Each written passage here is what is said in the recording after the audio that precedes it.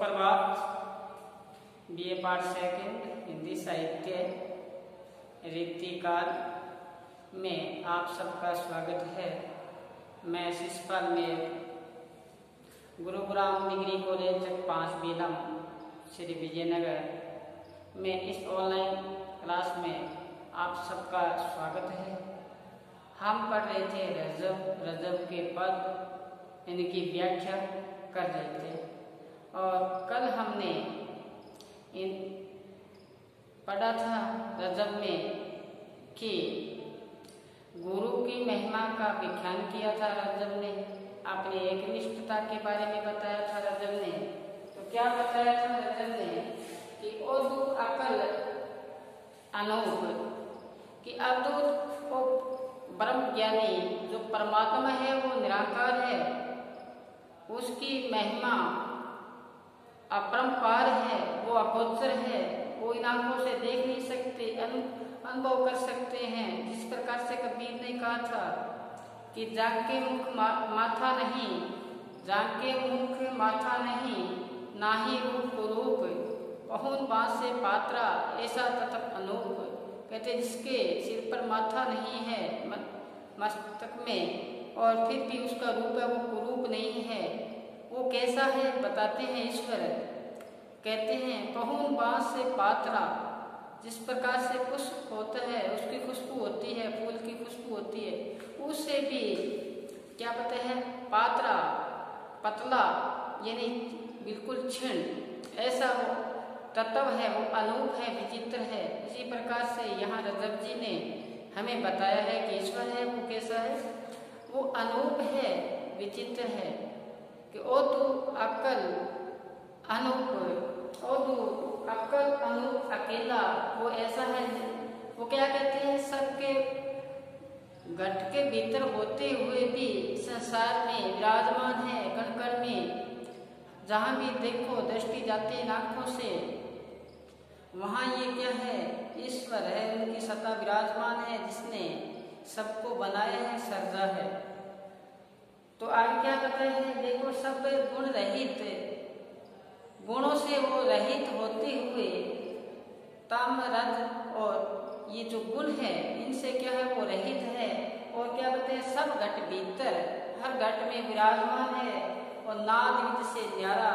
कल मैंने इसको बड़े ही विस्तार के साथ आपको अवगत करवाया था। और इनके 5 पद है रजब के और 5 में 4 मैंने आपको करवा दिए। आज जो लास्ट है उस पर अपने चर्चा करेंगे। और रजब का नाम आते ही अपने मस्तिष्क में इनके पद वैसे के वैसे जिस प्रकार से समुद्र में लहरें उठती है उसी प्रकार से आपके भी ये लहरें उठें। तो जैसे मगन भया मन मेरा, मेरा मन है वो क्या हो गया मगन हो गया है। निस लागा एक रस, रात दिन एक रस में लगा रहा, दिया द्रीपा डेरा, मैंने कहाँ पे अपना जो ठिकाना बनाया है वो साधु की संगति में। कुल मर्यादा मेड़ सब भागी, मैंने मर्यादा लोक लाज को सब छोड़कर बैठा बाटी मेरी। मैं किसके नजदीक बैठ गया? उस परम पिता परमात्मा के जो भगत है उनके पास बैठा हूँ। इसी प्रकार से बताया था कि मन की प्यास प्रचंड ना जाई, दूसरा इनका पद था, बड़ा ही प्यारा पद था। मन की प्यास प्रचंड ना जाई कि मेरे जो मन की प्यास है वो ऐसी है भयानक प्रचंड है कि कभी जाती नहीं है। देखो हर चीज में शांति मिल सकती है लेकिन मन को शांति नहीं आती। इसकी तृष्णा, इसकी इच्छाएं आगे से आगे बढ़ती जाती है। मन की प्यास प्रचंड ना जाए, मन की प्यास प्रचंड ना जाए। जिस प्रकार से कहते हैं कि बादलों से बारिश होती है, बादलों से क्या होती है बारिश होती है, और जब बरसात का पानी इस धरातल पर आता है तो कहते वो ठहर नहीं पाता, बिखराव हो जाता है। इसी प्रकार ये मन हमारा है, इसका जो ध्यान है वो सदैव भटकता रहता है, कभी मोह माया में, कभी बाल बच्चों में, कभी संसार में, ये आगे से आगे हमें लेके चला जाता है। तो बताया था मन की प्यास ये कहते हैं ऐसी भूख है मन में, ऐसी भूख है बुझाने से बुझती नहीं। लेकिन कहते हैं कि ये ना ऐसी भूख है कि इसको जितना इस खिलाओगे ना उतने ही इसकी भूख बढ़ती जाएगी। जिस प्रकार से आप हवन करते हो, उसमें घी डालते हो तो अग्नि क्या होगी, ज्यादा प्रज्वलित होगी। इसी प्रकार की मन की ये दशा है। तो रज्जब जी ने आखिरी पंक्ति में हमें खोल के बताया था कि जन रज्जब या की यही औषधि। इसकी फिर इलाज क्या है? इसका एक ही इलाज है, इसको काबू करना है तो राम भजन कर मेरा भाई। तो क्या कर, ईश्वर का सिमरण कर, ईश्वर का भजन कर, यही औषधि है, और कोई इसका इलाज नहीं है। अगर इसको आप, ये मन है ये लज्जत का आशिक है, इसको कितनी ही लज्जत दे ये तृप्त होता ही नहीं। जब इसको ऐसी लज्जत मिलेगी राम नाम की, तब वो क्या हो जाएगा, ये मन है तृप्त हो जाएगा, शांत हो जाएगा। यही रज्जब जी कहते हैं इसकी औषधि है। जन रज्जब या की यही औषधि राम भजन कर भाई। तो क्या कर, ईश्वर का सिमरण कर, ये इसकी इलाज है। आगे का पद पढ़ा था कि आरती बताई, एक आरती आई थी रज्जब जी कि आरती कर रहा हूँ, आपका गुणगान कर रहा हूँ, ये मेरा नहीं है, ये आपका ही दिया हुआ है। जो कुछ है ये आपका ही दिया हुआ है। आपका दिया हुआ मैं आपको दूं तो ये मेरा कोई बड़ाई नहीं है मेरी। तो यही बात इसमें बताया है कि रज्जब जी ने आरती करते हुए क्या बताया था, देखना कि आप ही प्राणपति और आप मेरे प्राणों के पति हो। रज्जब नहीं कर्ण को दूजा, मेरे करने के लिए दूसरा कोई उपाय नहीं है। और आरती अगर मैं करूं तो किस पे करूं, क्योंकि जो कुछ दिया है वो आपका ही दिया हुआ है। जिसने संसार को बनाया आपने बनाया, उसमें मैं भी हूँ एक, है ना, जल की बूंद हूँ आपकी। तो वही मैं आप में समाना चाहता हूँ, आपकी स्तुति करना चाहता हूँ, आपकी वंदना करना चाहता हूँ। एक निष्ठ भक्ति भावना रज्जब जी की यहाँ सामने आई है हमारे। आगे देखिए, आज जो इनका लास्ट पद है उस पर हम चर्चा करते हैं। रज्जब जी का लास्ट पद बचा है अपने पास, उसमें क्या बताया है देखो, सुनना गौर से। उसमें गुरु की महिमा का व्याख्यान किया है। वैसे रज्जब जी के जितने भी पद है गुरु के महिमा भी है, गुरु के से बढ़कर कोई चीज़ नहीं बताई है। जो भी हमें ज्ञान मिलता है, जो हमें आध्यात्मिक ज्ञान की बात करता हूँ, ज्ञान मिलता है, हम ईश्वर से दीदार होता है, वो कैसा होता है, गुरु के द्वारा ही होता है। तो गुरु की महिमा का व्याख्यान किया है। गुरु भी कैसा हो, उसको कोटि का हो, ऐसे नहीं जिस प्रकार से कबीर ने कहा, गलिहारी गुरु फिरते हैं घर घर कंठी दे। घरों में फिरते हैं कंठी माला देते हुए, कहते हैं गुरु इतने ज्यादा होगी चेले कम पड़ के। देखो कि गुरु इतने ज्यादा होगे चेले कम पड़ के। सुनो आगे क्या बताए कि अपने गुरु की महिमा का व्याख्यान करते हुए यहाँ पे उसकी महिमा इतनी अपरंपार है, और वो ही ईश्वर के मिलाने का जरिया है। वो ही क्या मिलाएगा हमें, ईश्वर से दर्शन करवाएगा। किस प्रकार से करवाएगा वो अपने पद में खोल के बताया है किसने, रज्जब ने। तो बड़ा ही प्यारा पद है, मैं बोर्ड पे लिखूंगा, आप उसको उतारोगे और साथ साथ में जैसे लिखूंगा वैसे आपको समझ में आता जाएगा। इसके साथ रज्जब के साथ हम लगाव रखेंगे तो हमें बड़ा ही अच्छा लगेगा। हम जिस पात्र को लगाव रखते हैं ना, जिस पात्र से प्रेम करते हैं, और जब हम सोए पड़े होते हैं तो उसी पात्र के क्या आते हैं, सपने आते हैं। जिस प्रकार से अपने रीतिकाल में ये तो बढ़ते थे, नायक नायिकाओं को किस प्रकार सपना आता है, उसके अपने पात्र जरी ही जरी मानो बूंद है पलती मानो, कि बूंदों की बारिश हो रही है, थोड़ी थोड़ी बूंदें गिर रही है। कैसे अवसर पर गोपी कहते हैं कृष्ण जी आए हैं, मेरे को कहा कि आज जो चलो बात झूलने, आज झूला झूलने चलते हैं। तो देखा अचानक उठी तो मेरे जो सोए हुए नहीं जागे हुए जो बाघ थे वो सो गए। और कहते हैं देखा न तो घन है न घनश्याम है। तो मैं ये जो पद बता के आपको यूँ बताया, सुनो कि ये पद किसका है। देखो अच्छी तरह से कराया था, आपको याद आ रहा होगा ये पद किसका है। तो याद आया, देखो ये पद है देव का, देव करवा दिया आपको, देव का। गानानंद है, वो तो बड़े ही प्यारे कवि हैं, आपको बताइए कि अति शुद्ध स्नेह को मारे गए। पंक्ति याद हो जानी चाहिए, अंदर बस जानी चाहिए, उसका प्रतिबिंब है अंदर वैसे ही आ जाना चाहिए हमें नाम लेते। तो चले हम रज्जब गुरु महिमा का पद है, मैं लिखूँ आप साथ साथ बताएं क्या पद है रज्जब जी ने।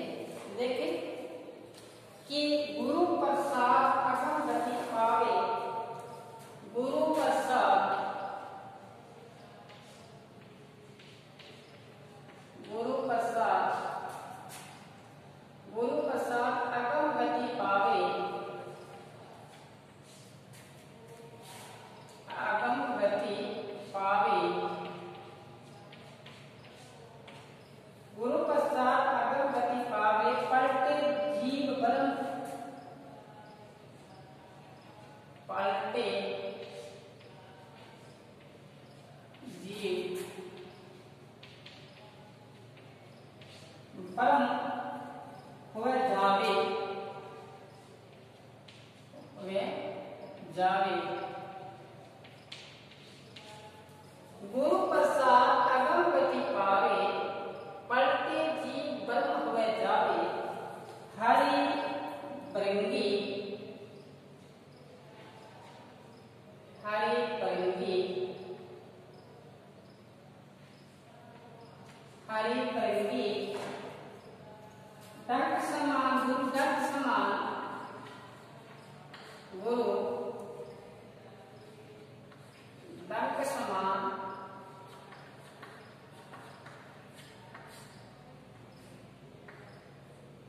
गुरु डंक समान, मारत तन में, मारत तन में, तन में कजू प्राण, बेजू प्राण। चलिए इसमें देखो आप दो पंक्तियों में क्या बताते हैं रजत। गुरु प्रसाद आगम गति पावे, गुरु की कृपा होती है, प्रसाद का मतलब उसकी दया दृष्टि होती है, उसकी कृपा होती है। तो क्या कहते हैं कि अगम गति पावे, अगम गति का तात्पर्य है ईश्वर से मिलान, उसके दर्शन। गुरु की कृपा होती है तब ये चीज मिल पाती है, अन्यथा नहीं मिल पाती। वो कहते हैं जे पर भाग हो अति नेका, जे आपके अच्छे भाग हैं, जे बड़ भाग हो अति नेका का गुरुमत नाम नीचे, आपके उच्च भाग हैं तभी आपको क्या होगी, आपको प्राप्ति होगी गुरु की, अन्यथा नहीं। तो यही अगम गति पावे, अगम का मतलब यहाँ पे अगोचर है, वो ब्रह्म है, वो निराकार है, उसकी क्या पाते हैं, उसकी गति को पा लेते हैं हम, उसकी हम जो अनुभूति है वो हम कर लेते हैं। कब करेंगे, जब गुरु की क्या होगी, दया दृष्टि होगी। बिना गुरु नहीं मिलेगा, ये सब कुछ मिलना है वो क्या कहते हैं, गुरु से मिलेगा। इस प्रकार से एक पद दो आता है, कौन सा, गुरु गोविंद दोनों खड़े, काके लागू पाँव, बलिहारी गुरु आपने, गोविंद दियो मिलाए। गुरु गोविंद दोनों खड़े हैं, मैं किसके पाँव को स्पर्श करूं, बलिहारी जाता हूँ उस गुरु पर जिसने किसको मिलाया, मेरे ईश्वर को मिला दिया। एक ऐसी इसमें एक जनश्रुति आती है, तो मैं आपको बताता हूँ ये कैसा, जो दोहा लिखा गया, क्यों लिखा गया कि गुरु गोविंद दोनों खड़े, काके लागो पाँव। ईश्वर का जो मिलान होता है वो बोले भाव से मिलता है, ईश्वर मन की चालाकी से नहीं मिलता। प्रेम का मार्ग है, तो स्नेह को मार्ग बड़ा था, प्रेम के मार्ग से ईश्वर मिलता है, भोले भाव से मिलता है। छोटा सा बच्चा बन जाओ फिर मिलेगा ईश्वर, सारे अंदर से आपको निकल जाते हैं फिर मिलता है।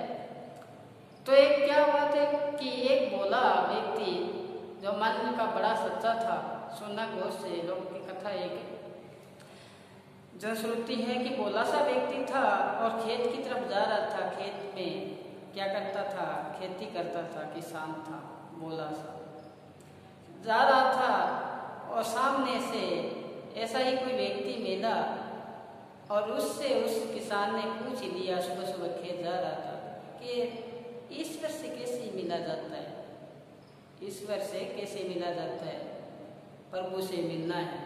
ऐसा मन में ख्याल आ गया था, ने पूछ लिया उस व्यक्ति से। और आगे जो बताने वाला था वो ऐसा ही था, बुद्धदेव का व्यक्ति था। उसने कहा कि कुएं में लटक जा, मिल जाएगा। कहाँ लटक जा? कुएं में लटक जा, मिल जाएगा ईश्वर। अब देखो कि उसके पास न तो उस समय रस्सी थी, न कुछ और था, ऐसा लटके तो लटके कैसे? तो पास में क्या, कुछ पास में घास खड़ी थी, उसने उस घास को काटा, उसकी रस्सी बनाई और पैरों को बांधी लटक गया वहां पे कुएं में उल्टा। किस लिए? ईश्वर से मिलने के लिए। जैसे ही जून जुलाई का महीना था, जैसे ही सूर्य की तपन हुई, जो घास था वो सूखने लगा और धीरे धीरे वो जो रस्सी थी वो टूटने की स्थिति में आनी शुरू हो गई। ऐसा हुआ, लेकिन उसने अपनी हिम्मत नहीं हारी। किसने? जो कुएं में लटका हुआ था, वो तो आशा के साथ लटका था कि आज मेरे को परमात्मा के क्या हो जाएंगे, दर्शन हो जाएंगे। तब धीरे धीरे जब स्थिति ऐसी आ गई कि रस्सी क्या है, टूटने वाली है, तो ईश्वर ने सोचा तेरी तरफ की खातिर इसने ऐसा कर दिया, तो मैं इसको क्या करूं, इसको मैं निकालूं बाहर। तो साधारण से वेश में यहाँ बाहर अपने चबूतरे पर खड़े हैं, कुएं के चबूतरे पर प्रभु आके और पुकार रहे हैं, बाहर आ जा। कह नहीं, कौन हो आप? कह जो जिसको तू चाहता है, जिसको तू ढूंढता है, जिसके लिए तू उल्टा लटका है, वही हूँ मैं। कह नहीं, बाहर नहीं आऊँगा, पहले मेरे गुरु को बुलाओ जिसने आपको मिलाया है। तो उसको वो भी आ जाता है और बाहर निकाल लेते हैं। तब कहते हैं गुरु और गोविंद दोनों खड़े काके लागू पाँव, बलिहारी गुरु आपने गोविंद जियो मिलाए। मैं उस पे क्या जाता हूँ, उस पे बलिहारी जाता हूँ, नौछावर होता हूँ जिसने आपको मिलाया है, नहीं तो थोड़ी मिलता। ये कैसे मिला? ये भोले बाप से मिला है, ये मन की सच्चाई से मिला है। भोले बाप मिले रुद्राई, तब वो बोला था वहाँ कुएं में उल्टा लटका, भोले बाप से मिला, उसकी तरफ थी, बस एक ही थी, ईश्वर से मिलना तब मिला। ऐसा थोड़ी मिलता है मन की चालाकियों से, ये नहीं मिलता, या व्याख्यान करने से नहीं मिलता। तो यहाँ पे वही बात अपने अर्जन की पढ़ रहे हैं कि गुरु की कृपा हो जाती है, तब हम अगम गति को क्या है पाते हैं। पलटे जीव है वो पलट के कहाँ समा जाता है? ब्रह्म में जाता है, वहीं जाता है ब्रह्म। ब्रह्म का मतलब है यहाँ निराकार प्रभु के लिए आया है। तो आगे क्या बताया है? गुरु कैसा है और प्रभु कैसा है, उसके बारे में बताया है। हरि है वो प्रभु है, वो तो क्या है? ब्रह्मण है। ब्रह्मी का मतलब ब्रह्मण है, भोगा है। गुरु है, डंक समान है। ईश्वर है वो तो बर्मर के समान है, और जो गुरु है वो डंक के समान है। डंक अगर सुनो, अपने बैठे हैं, अचानक कोई ऐसी चीज अपने को काट ले जिसकी पीड़ा ज्यादा हो, जैसे बिच्छू मान लो, पीड़ा हो ज्यादा हो, तो आपको पता है कितनी की उसकी पीड़ा होती है। क्यों हुई? कि पहले जब हम बैठे थे, हम शून्य अवस्था में बैठे थे, हमें पता ही नहीं था शरीर में क्या थी, शून्य अवस्था थी। जब उसने डंक मारा, उसमें क्या आई? उसमें जागृति आई। उसमें जागृति आने से तात्पर्य यहाँ ये होगा कि गुरु सचेत करता है। हम यहाँ विषय विकारों में लिखते पड़े हैं, गुरु संकेत करता है कि इस विषय विकारों से तुम बाहर निकल। तब कहते हैं गुरु तो उस बलवत के समान है, और गुरु है, सॉरी ईश्वर है वो तो बलवत के समान है। गुरु क्या है? डंक के समान है, जो उसको सचेत करता है। वो मारता है मन में, वजू प्राण, अपने जो प्राण है उसको क्या करता है? काबू में करता है, उसकी रक्षा करता है, सचेत करता है। क्योंकि प्राणी है ये तो विषय विकारों में सोया पड़ा है, इसको जाग कब आती है? जब अवसर निकल जाता है। देखो सारा अवसर निकल जाता है, तब इसको जाग आती है। गुरबाणी में पंक्ति आती है बड़ी ही बहुमूल्य, क्या कहते हैं कि प्राणी जब जागे यम का डंडा मुंह पे लागे। प्राणी को जब होश आती है, जब यमदूत आके उसको क्या मारता है? डंडा मारता है, फिर बनता कुछ नहीं है। तो यही बात इसे बताइए कि प्रभु है वो बर्धक के समान है, गुरु डंक के समान है, उसको क्या करता है? सचेत करता है। मार्ग तल में वजू प्राण। आगे देखो क्या बताया है, आगे की पंक्ति में कि चंद्र राम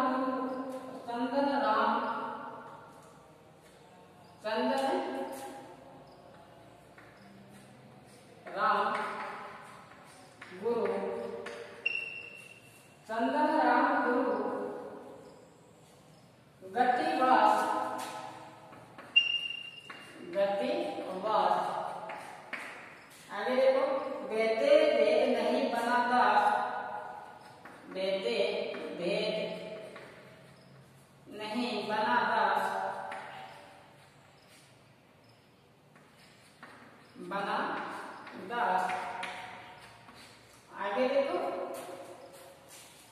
परम सूर, परम सूर गुरु किरण प्रकाश, गुरु किरण प्रकाश, प्रकाश रज्जब जीव जल, रज्जब जीव जल, रज्जब जीव जल परसी आकाश, परसी आकाश। अब देखो गौर से क्या बताया है कि चंदन राम गुरु गतिवास, बेते वेद नहीं बना दास, ब्रह्म सूर गुरु किरण प्रकाश, रज्जब जीव जल परसी आकाश। कहते हैं कि राम है, ईश्वर है, वो चंदन है, और गुरु है वो उसकी खुशबू है। जो अवेद है उसको वेद में बदल देता है, वो उसका क्या बन जाता है, दास बन जाता है, मिलान करने वाला गुरु है। आगे देखो, ब्रह्मा जो ईश्वर है वो तो सूर्य है, गुरु है वो क्या है, किरण है, उससे प्रकाशमान होता है। अब देखो आगे क्या बताया, रज्जब जी कहते हैं जो जीव है वो क्या है, जल है, उसके परस से, उसके स्पर्श से वो कहाँ जाता है, उस सूर्य में समा जाता है, उसी में स्पर्श करता है, उसी से अपने आप को समर्पित करता है। तो चंदन है वो तो राम है, उसको गुरु है, अवेद को वेद में बदल देते हैं, उनका दास बना लेते हैं। सूर्य कौन, ब्रह्मा है, गुरु उसकी क्या किरण है, जीव उसका क्या है, जल है, स्पर्श से उसके पास जाता है। ये बताया है गुरु महिमा के बारे में। तो रज्जब जी आज हमने पूरे उनके पद पढ़ लिए, सहप्रसंग व्याख्या दो उनकी पढ़ ली, साखी उनकी पढ़ ली। मैं आशा करता हूँ कि आपके समझ में आया होगा। आगामी क्लास में हम फिर नए एक टॉपिक से शुरू करेंगे। आप पढ़ते रहें, घर पर रहें, सुरक्षित रहें और पढ़ते रहें। आज बस इतना ही। धन्यवाद।